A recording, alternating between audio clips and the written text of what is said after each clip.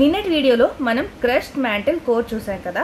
So ఈ రోజు వీడియోలో క్రస్ట్ మ్యాంటిల్ కోర్ ఇది మనకు ఈ సోర్స్ ఎక్కడ నుండి వచ్చింది, దాని గురించి మనం ఎలా తెలుసుకున్నాం అనే దాని గురించి ఈ వీడియోలో చూద్దాం. అండ్ ఈ వీడియోలో P waves and S waves కూడా నేను ఎక్స్ప్లెయిన్ చేస్తాను. So interior of the earth తెలుసుకోవడానికి మనం 2 వేస్ తీసుకున్నాం. ఒకటి డైరెక్ట్ సోర్స్ అండ్ ఇంకొకటి వచ్చేసి మనకి ఇండైరెక్ట్ సోర్స్. డైరెక్ట్ సోర్స్లో మనం ఏం చేసామంటే మైనింగ్, డ్రిల్లింగ్ చేసాం. సో మైనింగ్ అండ్ డ్రిల్లింగ్ చేయడం వల్ల సర్టెన్ పాయింట్ క్రస్ట్ వరకు మనం తెలుసుకోగలిగాం, కానీ అదర్ దెన్ దట్ మనం మ్యాంటిల్ లోపలికి కానీ వెళ్ళలేదు. ఎందుకనంటే అక్కడ లోపల మ్యాంటిల్లో అంతా చాలా వేడిగా ఉండడం అండ్ డెన్స్ చాలా ఉండడం వల్ల సో సైంటిస్ట్ దాని లోపల దాకా వెళ్ళలేకపోయారు. సో మనకు డైరెక్ట్ సోర్సెస్ వల్ల కొంచెం వరకే తెలిసింది. సో ఇండైరెక్ట్ సోర్స్తో మనం ఇంకా చాలా డెప్త్గా తెలుసుకున్నాం. సో ఇండైరెక్ట్ సోర్స్ అంటే ఏంటి? ఇండైరెక్ట్ సోర్స్లో మనం ఏమేమి తీసుకున్నామంటే gravitation, magnetic field and seismic activity.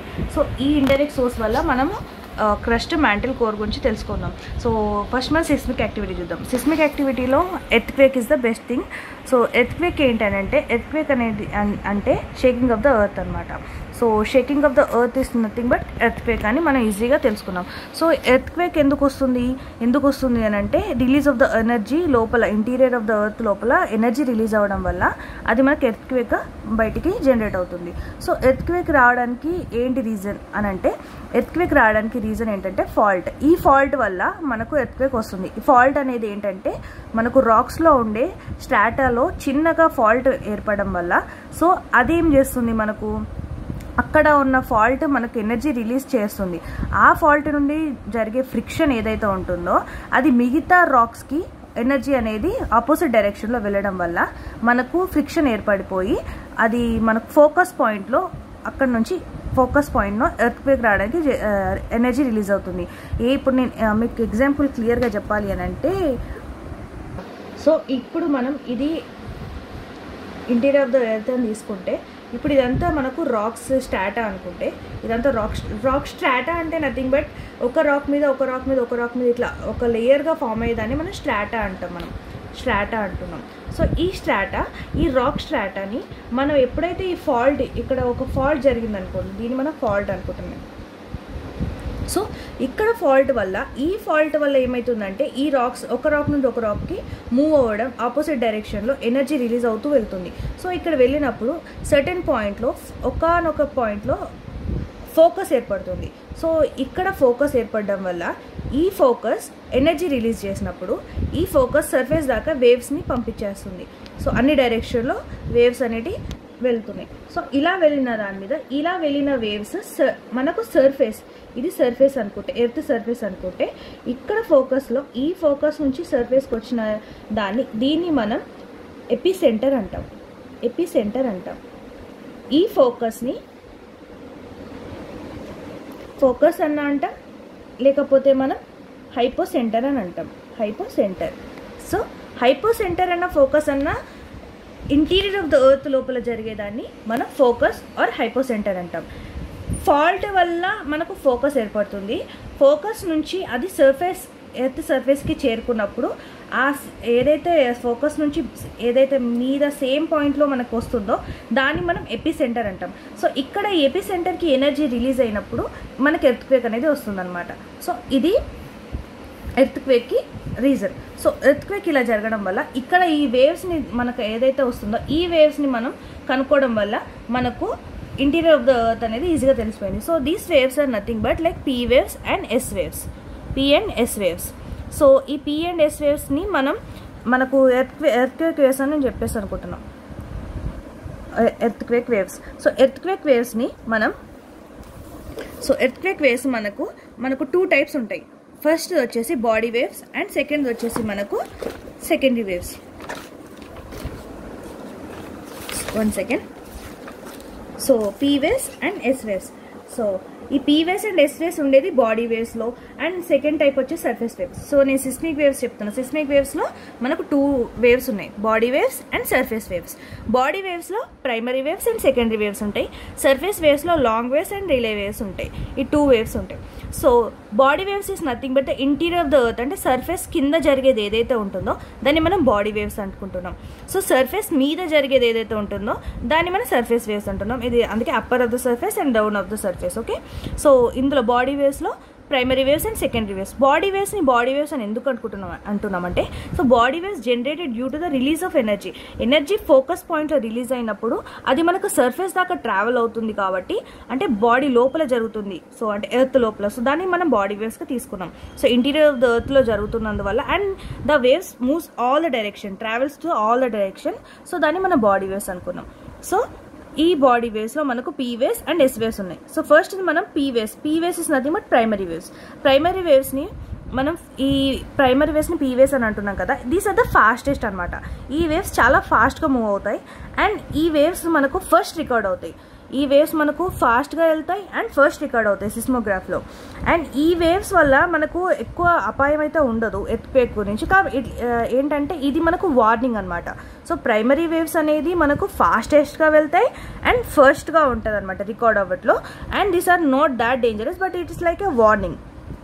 So ఈ వేవ్స్ మనకి ఎలా ఉంటుంది అని అంటే ఈ వేవ్స్ మనకు ఈ డెన్సిటీ క్రియేట్ చేసినప్పుడు material leading to the shearing and squeezing. అంటే ఇప్పుడు ఈ వేవ్ ఎలా వెళ్తుంది అని అంటే మీకు ఎగ్జాంపుల్ నేను చూపించాలంటే ఈ వేవ్ వెళ్ళే డైరెక్షన్ ఇలా వెళ్తుంది, సేమ్ ప్యారలల్గా వెళ్తుంది. ఈ వేవ్స్ అనేటివి ప్యారలల్గా వెళ్తాయి.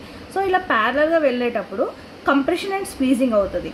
సో ఇలా ఇప్పుడు ఈ వేవ్ ఇలా వెళ్తున్నప్పుడు స్క్వీజ్ అవుతూ మూవ్ అవుతుంది అనమాట. సో అది వెళ్ళే డైరెక్షన్ ఏ డైరెక్షన్ అయినా కూడా ఇలా స్క్వీజ్ అవుతూ మూవ్ అవుతుంది. So P waves are like parallel in waves and direction సేమే ఉంటుంది అండ్ దాని మెటీరియల్ కూడా మనకు పార్టికల్ మెటీరియల్స్ కూడా మనకు సేమ్ ఉంటుంది అనమాట, సేమ్ డైరెక్షన్స్లో ఉంటుంది అనమాట అండ్ స్క్వీజింగ్ ఉంటుంది.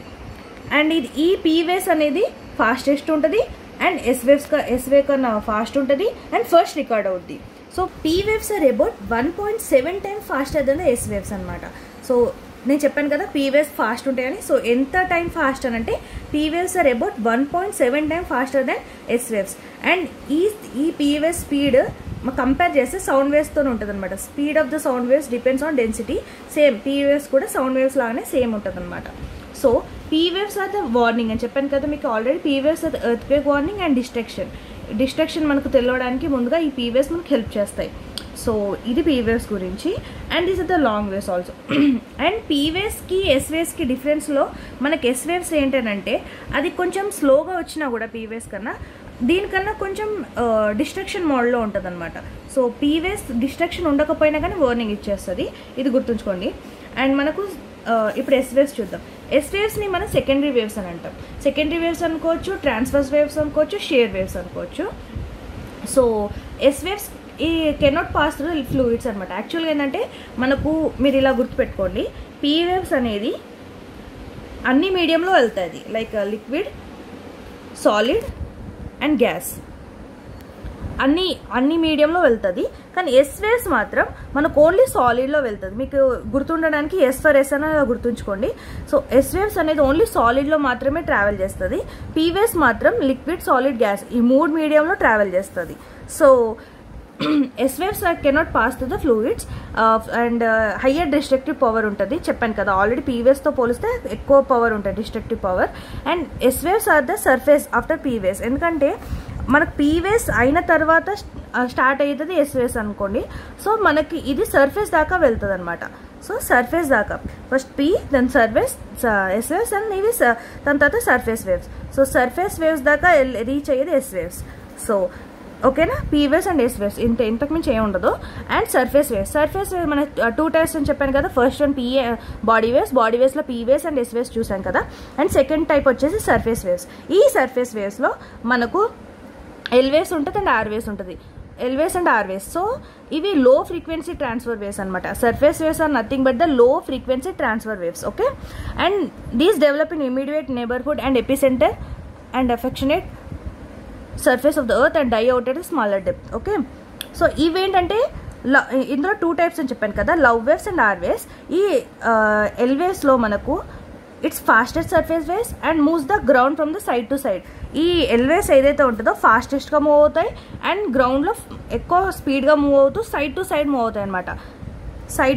అవుతాయి అనమాట. సో ఈ ఎల్ వేవ్స్ అనేది ఫాస్ట్ మూవ్ అవుతాయి అండ్ ఆర్ వేవ్స్ కూడా మనకు ఫాస్ట్గానే వెళ్తాయి. Both direction particle horizontal and ఇది ఎల్ వేవ్స్ అనుకోండి, ఇది సైడ్ టు సైడ్ వెళ్తుంది ఇది ఆర్ వేస్ అనుకోండి, ఇది మనకు హారిజాంటల్లో వెళ్ళిపోతుంది అనమాట.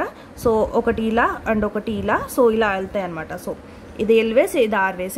ఎల్వేస్ వచ్చేసి సైడ్ టు సైడ్ అండ్ ఆర్వేస్ పైన కిందకి ఇలా వెళ్తాయి. అండ్ మన పీవేస్ వచ్చేసి చెప్పాను కదా, they travel in the same direction, like squeezing చేస్తూ వెళ్తాయి.